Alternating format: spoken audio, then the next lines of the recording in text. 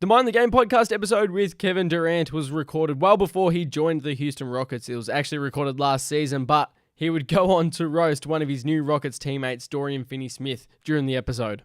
And I understand the balance between having to get up a lot of threes, but I believe you can't tell you, Luka, or Austin Reeves, don't play your game and take those shots in the mid-range, or just be you. Certain guys, though, you know what I'm saying, who need to rely on the system or the team, who can't create on their own, who can't create those shots on their own. They need to shoot more threes.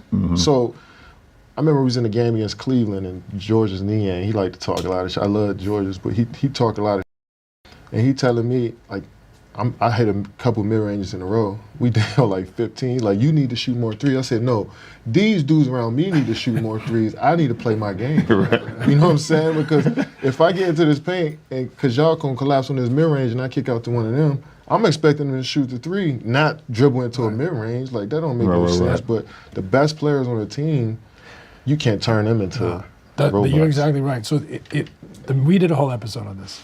The mid-range has never been more important. It's just, it has to come from the right dudes. Right? Exactly. Like the court is spaced now by the role players. Exactly. What do you think they're trying to take away? Threes and layups. So the star has to be able to make mid-range shots, or else the team's not going to be able to score in a playoff situation. That's simple. They have to be able to loosen the defense takes with there. So I think the analytics community would agree with that too. Yeah, they would. It's really just, we don't want players X, Y, and Z taking a bunch of mid-range. I mean, because the mid-range, I believe, is if you can't find a good shot, we should look for the good shots early, the threes.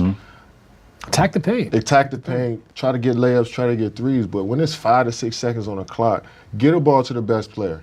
And if he shoot a mid-range at that point, then he shoot a mid-range. But we're not going to waste the clock trying to look for a 3, 2 seconds on the clock, and we giving it to no Why are you pointing at me? Dorian Finney Smith with 2 seconds on the clock to make a 3. That's not what we, or Royce O'Neal. That's not, I mean, they can hit it for sure, but that's not sustainable offense for us going forward. So another thing, what you're also saying is, like, you pass up a good mid-range shot to get a worse shot. Exactly. Right? So there's a balance there to be had.